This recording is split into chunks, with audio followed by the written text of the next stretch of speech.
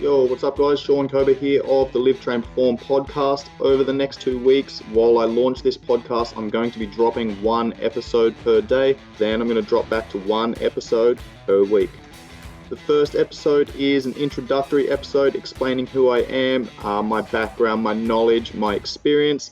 The second episode is all about goal setting. That's going to be followed up by progress tracking, then building habits, doing the things that you enjoy doing, consistency, restricting temptation, meal preparation, accountability, crap foods, getting started and building momentum, along with hierarchy of value, motivation, direction, and your environment. Now, if you go back and listen to each one of those topics again, they are all relevant for optimizing your performance and your everyday life. It's not just to do with health and fitness.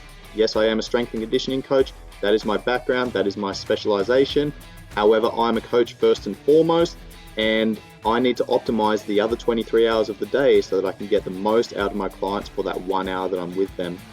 I will also be answering some of my followers' questions that have posted questions on my Q&A memes, and I'm going to incorporate those answers into the pertinent episodes.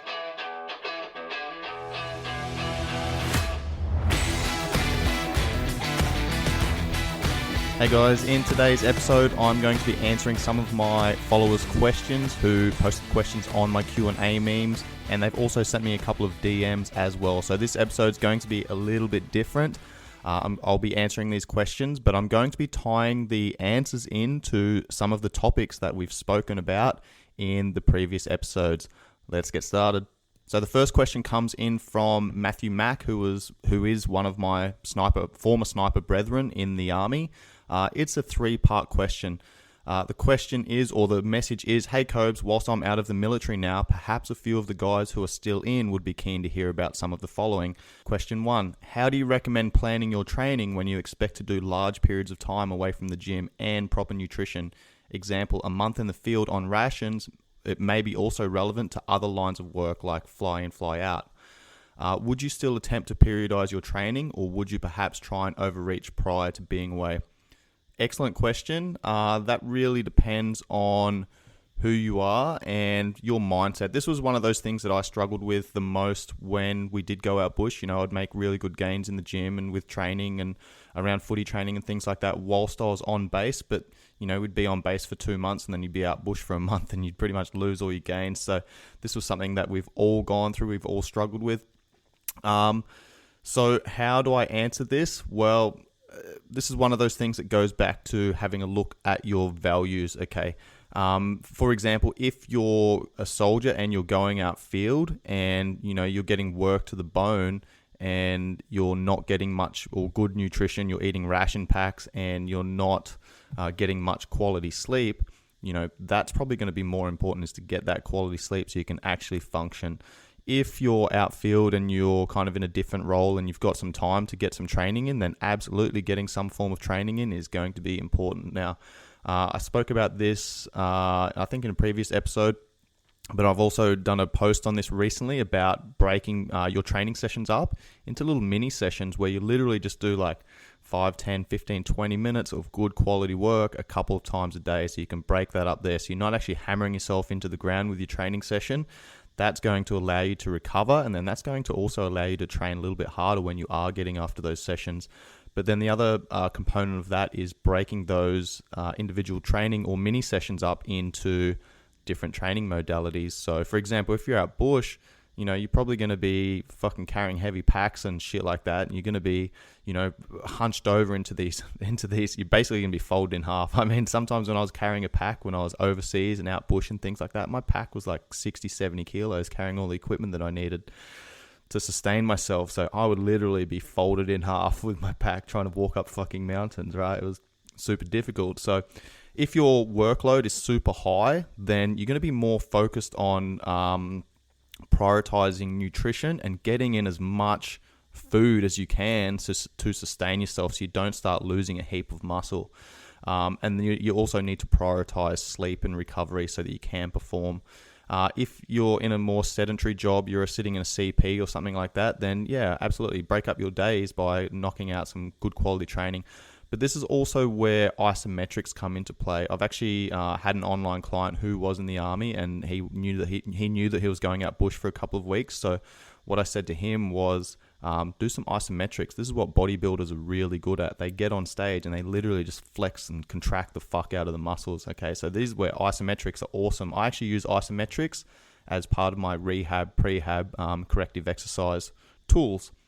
So what we're looking at here is just simply connecting to those muscles. So what I'd recommend is, maybe 3 sets of 20 to 30 second holds, and you might literally just go through the entire body, flex your calves, flex your quads, flex your hamstrings, flex your glutes, flex your the muscles of the back, flex your arms, your chest, your shoulders, etc. Okay, that might just take you 10 minutes, and that's an excellent way of just sending that signal to those muscles, getting them switched on, getting them fired up, and again, really good for corrective exercise and actually connecting the brain to those target muscles. So I'll use them isometrics, or use that tool as some kind of activation exercise before I go into some heavy lifts.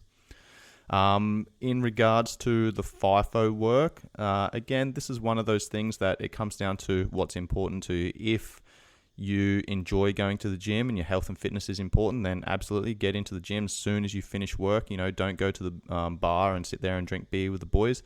But if that's important to you, you want to build those relationships and that rapport, then go and do that. If you're kind of split even, then maybe go and do 45 minutes in the gym and then 45 minutes at the bar. And that comes down to your priorities and what's most important to you. Now, this is important as well, that your priorities are going to change. You need to work with what's going to work best for you. An example of this is when I recently went away for 6 weeks. Okay, I knew that I wasn't going to be training. I knew that I wasn't going to have access to the gym. I went snowboarding with a couple of mates, and that was a priority for me. We'd go snowboarding, and we'd sit in the onsen afterwards, and we'd have a couple of beers and talk shit and have a good time. And I knew that that was more important to me than training at the time. But I also knew that once I started training again, I was going to get those gains back fairly quickly. So it's important to understand, what's most important to you, where your values are, so then you can start prioritizing your actions to align with those values. Question 2, would you recommend any bang for your buck supplementation to aid in the maintenance of strength and fitness in that environment? Anything that you would consider worth the wait if you had to carry it around? Good question. Kind of difficult to answer. I would say protein, but that's, if you're carrying, a month's worth of protein, then that's going to add up over time. And, like I said, I've literally been folded in half carrying a pack worth of shit. So anything that you take out bush that you need to carry, you need to consider what you're doing for a job and what you're typically going to be carrying, the load that you're going to be under, how much work you're expected to do, etc. A simple one might be some creatine, which kind of fuels the energy systems.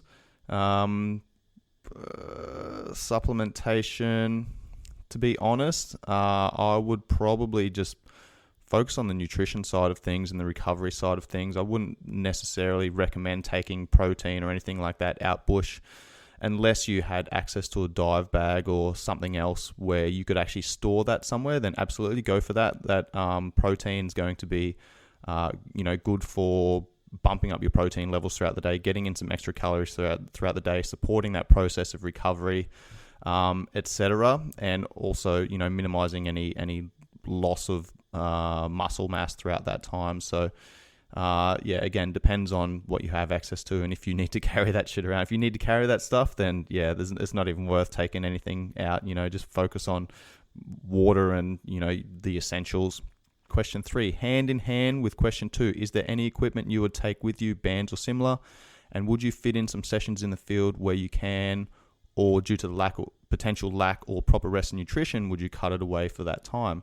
Another very good question. I would, and again, it comes back to, your circumstances. I've, been on field exercises where we take all of our, we get allocated 2 dive bags, and then you get down into location, you literally get told to leave your fucking dive bags on the truck and grab out anything that you need to sustain yourself for 2 weeks. And you don't see those dive bags for 2 weeks. So, it depends on the circumstances. And how much you're willing to take and potentially get fucked around. But absolutely, I would take, whenever I go traveling, I think I spoke about this in a recent podcast, but whenever I go traveling, I set up my little mini travel bag. And in that mini travel bag's my travel gym, which is my set of rings. Probably not as practical when in the military. A TRX is probably going to be a better suit. It's a little bit lighter and probably easier to hang it off personnel carriers and trees and things like that. So a TRX or set of rings or some form of suspension trainer. A couple of bands are awesome. I love bands, so they're excellent for creating tension, building muscle. Super light, very versatile, excellent for activation work, excellent for prehab, corrective exercise, etc. Different size bands are going to obviously give you different options. So the more bands you have, the more options you're going to have. I'll also take a lacrosse ball, nice and small. You might even fit a golf ball or a tennis ball wrapped up in tape or something like that to give it a little bit of extra firmness. And a skipping rope, good old skipping rope, good to go anywhere. Now that's the equipment that I would take. Would I fit in sessions again? This is where I'd fit in a couple of little mini sessions throughout the day, depending on what you're doing, what your work is, how active you are throughout the day, your workload, your ability to rest, sleep, recover, rehydrate, focus on nutrition, etc. Due to potential lack of nutrition, proper rest. Yeah, again, if your workload's super high and you're not getting much sleep and you're dehydrated and nutrition's shit and you're eating ration packs, then I'd probably cut it away for that time. And then, maybe that's when maybe overreaching prior to going field would be a good idea, but I wouldn't do that like literally right up to the day that you went field, because you're going to fuck yourself up and then you're going to be outfield and you're not going to be able to, you won't have the ability to recover because you're in a different environment. You're under higher stress, your nutrition's shit, your sleep shit, your workload's high, etc. So if you know that you're going outfield, for example, I knew that I was going on course for 2 months, my JLC course down in Adelaide. So I knew that I probably wasn't going to get as much training time there. So, for the month leading up to that, then I would, definitely overreach and look at focusing on building everything as much as I could. And once my numbers started dipping and I started feeling tired, sore, fatigued, wasn't recovering as well, then, I gave myself 5 to 7 days off. Then my body started adapting to that, and, that led me into being in good shape and going through my course in pretty good nick, actually. And then once I was on course, it wasn't about gaining, it was more about maintaining what I'd built. The next question comes from MV Suskil from Instagram. Question 1, opinions and pros cons of the ketogenic diet.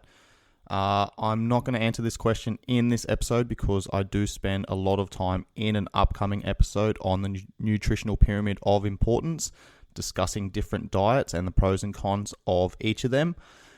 Question 2 is how to choose a training style or routine for people without trainers, such as what movements to use, how long should your rest times be, what rep ranges, what weight, etc. Okay. How to choose a training style. So there's something called specific adaptations to impose demands. This means that your body is going to adapt to whatever you do. So we are fucking adaptation machines. Our body is constantly trying to conserve energy. Think about this from an evolutionary perspective. There's not much food available. We need to cover long distances to search for food, water, and shelter. Okay, so our body literally tries to conserve as much energy as possible. So what you do the majority of the time, consistently, your body's going to adapt to. So an example of this is in recent years, archaeologists actually dug up some skeletons, and these were from a couple of 100 years ago, and historians could actually pinpoint what these skeletons, what these people did when they were alive by how their bone structure was formed. So they pinpointed who the archers were because the archers had, like, one side of their body was a lot denser than the other, and they had these kind of rotational torsion of their spine where they'd basically been pulling on their longbows and creating this rotation of the spine and this increasing bone density and muscle mass on one side of the body. One side was pushing, one side was pulling through the upper body. So their bodies started adapting to this. Now, an interesting story here is I'm the head strength and conditioning coach at Tiger Muay Thai, and I was coaching a CrossFit class when the gym was still open. This was probably maybe the start of this year or the end of last year, about 6 months ago. And there was a girl in class that I was just having a look at her technique on. She was doing some lifting, and I was moving around her body to have a look at her recruitment patterns, and I noticed that something was a little bit off. So I started having a closer look at her posture, and I asked her, I was like, do you know that you've got minor scoliosis? And she kind of looked at me and she's like, do I? Yeah, maybe that's why I kind of like feel a little bit wonky. So anyway, I picked up on that and I asked her and I said, like, what do you do for a living? Are you a nanny or something like that? And she looked at me like I was a fucking wizard. And she was like, yeah, I carry children all day. Like, why do you say that? And I could tell because, you know, she had this minor scoliosis and her body had started adapting to what she'd been doing for the most part. Now, this is important to know, and this is why I say this, because your training, if you're training an hour a day, your training should literally complement what you're doing throughout the day, or it should counteract what you're doing throughout the day. So if you spend a lot of time sitting throughout the day, you work on a fucking computer doing 8 to 10 to 12 hours in that position where, you know, your hips are flexed, your shoulders are rolled forward, everything's in front of you, then your body's going to start adapting to that. It's going to start shortening those muscles, your flexors, those muscles that pull you into that rounded position. This is an energy conserving position for us. This is why when you feel sick, when you feel tired, when you feel run down, you end up in the fetal position, okay? Because this conserves energy. Your body doesn't have to expend energy. Now, if you are one of those people who spend a lot of time sitting throughout the day and you do everything in front of you and you become shortened, those muscles become short, tight, round, then what we need to do when we go to the gym is work through our extensors. This is our hip extensors, being our glutes and hamstrings. Then we want to work through, the scapular retractors and pull the shoulder blades down and back and pull that shoulder girdle back into a good position. And also think about tucking the chin and elongating the spine. All right. So if you're one of those people who spends a lot of time sitting throughout the day and then you go to the gym and you do all these movements in front of you, like fucking burpees and box jumps, and squats and things like that, then, you know, it's probably not going to be serving you as well as doing deadlifts and rows and these types of movements that are kind of counteracting these positions that you find yourself in throughout the day. So, pretty dense topic, difficult for me to answer on an individual basis. But what I would say is that you need to train movement, okay? We have these movement patterns, these primal movement patterns that we do every single day. So we have hinge, squat, lunge, push, pull, and twist, okay? I like to throw in carry there as well. All right, so everyone should be doing these movements, but what variation you choose is going to be completely dependent on you as a person. So, for example, if I've had someone or I've got a client who has a fused disc or has issues with their hips or their spine or something like that, you know, I'm probably not going to be heavy back squatting them. I might literally just be choosing some goblet squats or something similar. All right, everyone needs to squat because it's a primal movement pattern, but the variation that I'm going to choose for each individual is going to vary. Now, if I've got someone who's an Olympic lifter, then, you know, I'm probably going to be front squatting them a lot. And I'm probably going to be choosing these squat variations that are going to contribute to either their sport or it's going to complement their life or counteract their daily lifestyle, their daily movements, etc. All right, so everyone should be doing those movements, but choosing the variation that's appropriate for you is most important. So why do we need to train these primal movement patterns? Well, these primal movement patterns are patterns that we use every single day, okay? Every time I bend over to pick something up, this is my hinge pattern. These are all my deadlift variations, okay? Then I've got my squat pattern, which is every time I sit down, I stand back up. That's my squat pattern, so I need to strengthen that. My lunge pattern is anytime I'm climbing stairs, I'm walking, I'm hiking, I'm climbing over things, okay, is my lunge pattern. My push pattern is anytime that I'm placing anything away from my body. Pull pattern is pulling anything towards my body. And my twist is, any kind of rotational movement. And then I throw my carry in there as well. So think about the 70-year-old grandma that goes grocery shopping. She's pushing her trolley along. That is a lunge pattern, okay, and a push at the same time. Then she's grabbing things off the shelf, which is a pull pattern. She's twisting. She's placing it down into the trolley, which is a twist and a push. She pushes that cart to her shopping trolley to her car. She sits down, which is a squat pattern, drives home, then takes all the groceries out of the car, walks to the front door, puts the groceries down, deadlifts or hinges to place those groceries down, pulls a key out of her pocket, unlocks the door, picks everything up, walks back inside. Okay, now she starts unpacking everything, pulling things out, placing things up above her head in the fridge, etc., etc. We're using these patterns all the time, so it makes sense to strengthen these patterns. Now, how to choose a training style, specific adaptation to impose demand. Let's go back to that. If I want to train strength, if I want to get stronger, guess what? I need to train strength. All right. If I want to build power, then I need to train power. If I want to build speed, then I train speed. Endurance, same. Conditioning, same. Now, this is where a lot of people go wrong, is they take strength-based movement and they turn it into conditioning-based movement, okay? I am a CrossFit coach, so please don't think that I'm bagging out CrossFit, but this is one of my pet hates when it comes to CrossFit. Okay, the whole concept of CrossFit is let's take all these awesome training modalities, which they are in their own individual rights, but they throw everything in together, okay? And now you're taking, a deadlift, for example. I look at a deadlift as a fucking awesome strength building exercise. It's excellent for that. But if I'm using that as a conditioning exercise, okay, it's nowhere near as valuable. My conditioning, if that's my focus, I'm probably going to choose some skipping or some running or some, rowing or riding or fucking swimming or something like that, okay? There's going to be a lot more specific for the adaptation that I'm trying to create. Likewise for box jumps, okay? I'm looking at box jumps as power, okay? This is all about rate of force development. How high can I jump? How explosive can I be? How well can I express this strength rapidly? Okay, it's all about, for me, a box jump is when I'm jumping on top of a box, I'm trying to jump as high as I can. I'm trying to move my hips as far as I can. All right, now most people when they do box jumps, they produce enough force to get off the ground, and then they literally just drag their knees to their chest and they're landing their ass on their heels on top of the box, okay, and their fucking hips don't even move, okay. That's all about going for conditioning and time. You've just taken an excellent power exercise and turned it into a shitty conditioning exercise. Same with all the Olympic lifts. Okay, same with pull-ups and things like that. Calisthenics-based movements are excellent for building strength, stability, and tension. But if you're throwing yourself through kipping pull-ups, okay, you've taken an awesome strength-based exercise and turned it into a shitty conditioning exercise. All right, so training style needs to be in line with your goals. Anytime we're looking at different training protocols, the variables are all there for a reason.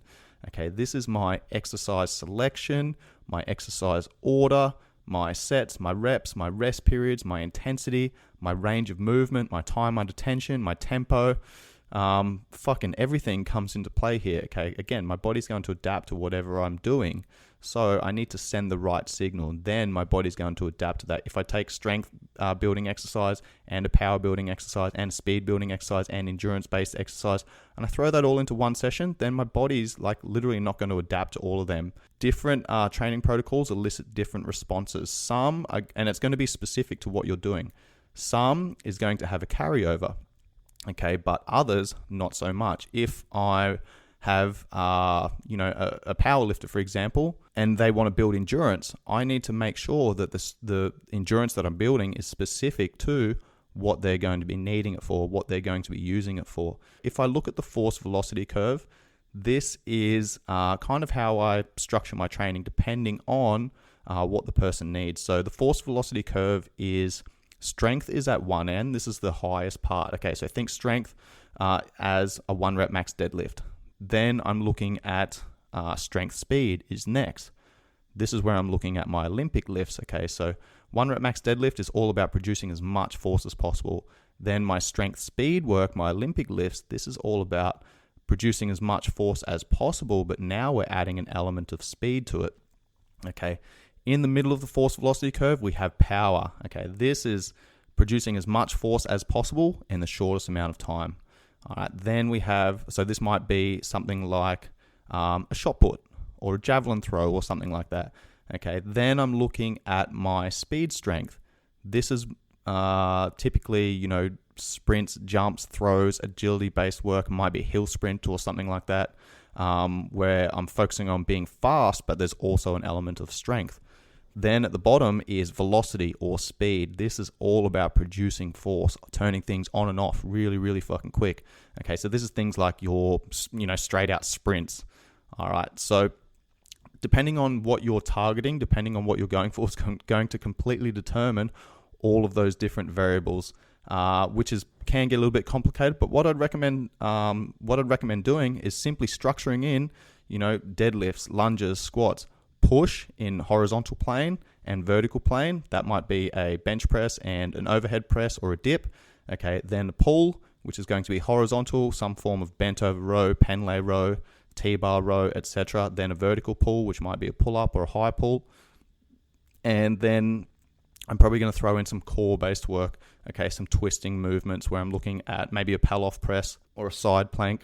We've got movements, we've got anti-movements. So think about the normal core-based work, ab crunches that people do, okay, and then choose, some anti-movement stuff. It might be a plank in multiple positions, multiple directions, front plank, side plank, contralateral plank.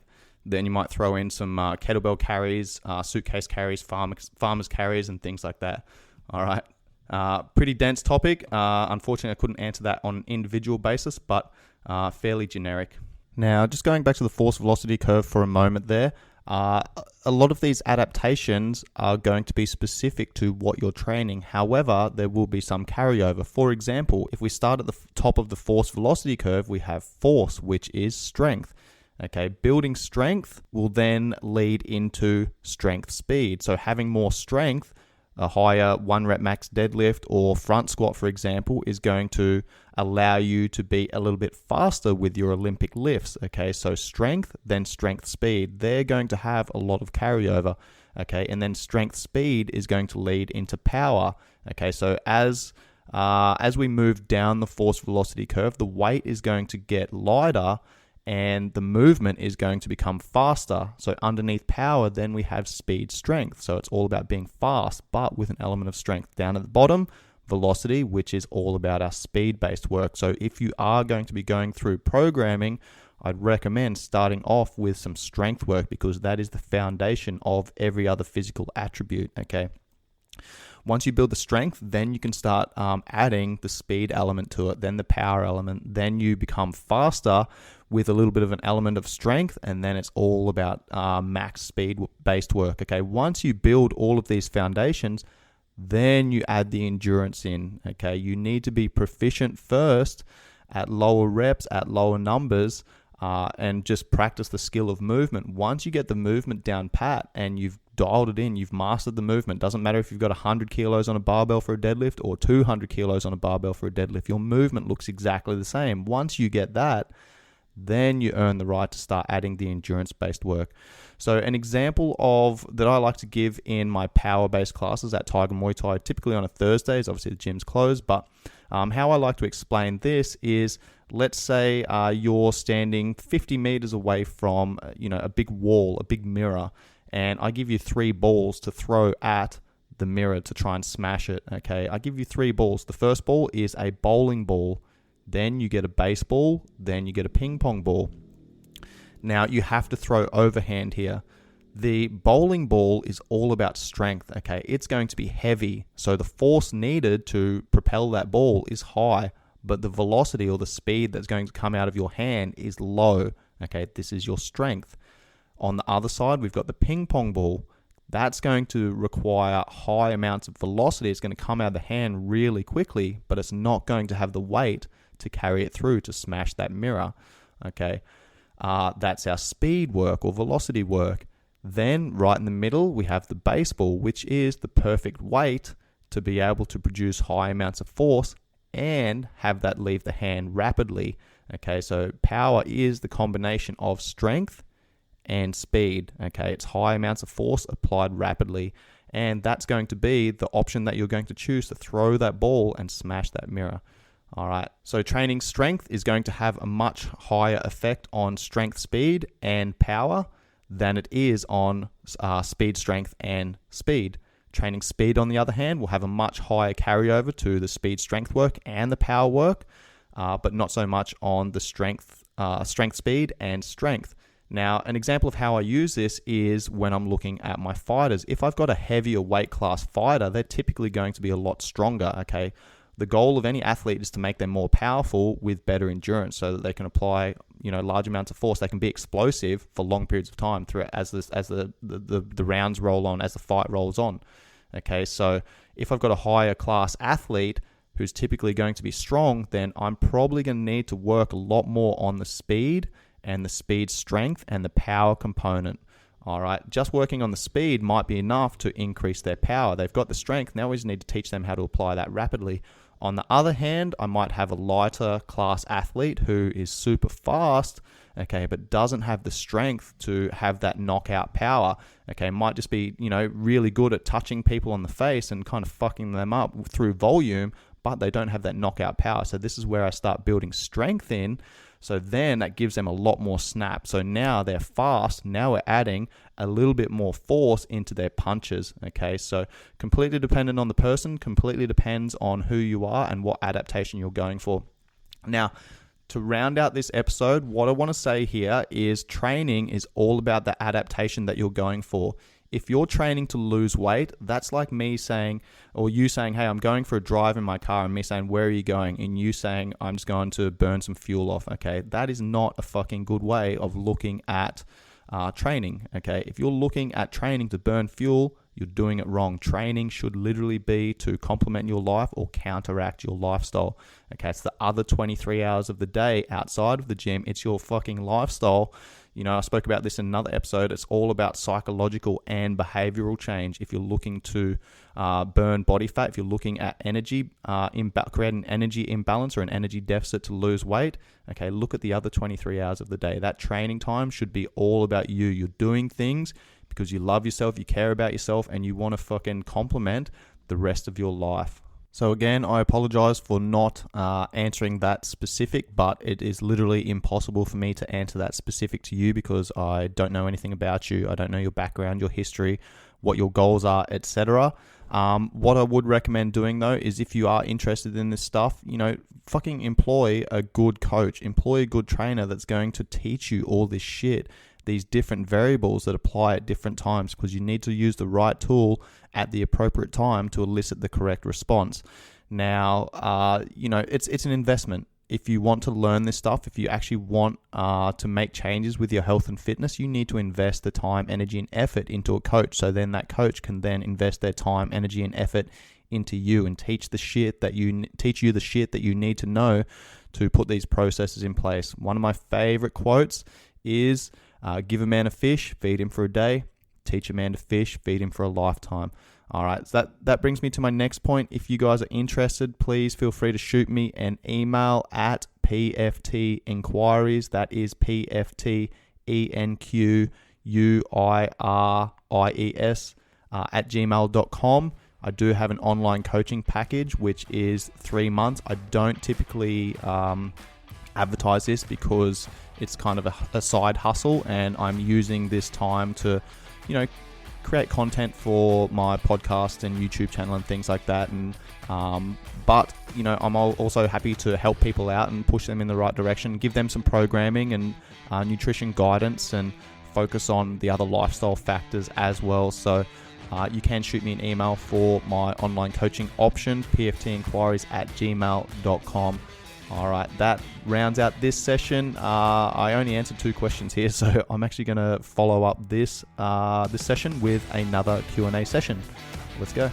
If you enjoy the content that I'm bringing to you guys, please help me spread the message and like, save, share, and subscribe, and pass this off to your friends, your family, anyone that's relevant in your life that it could potentially help. And please make sure you leave a 5-star rating and review. Much love, guys. Peace.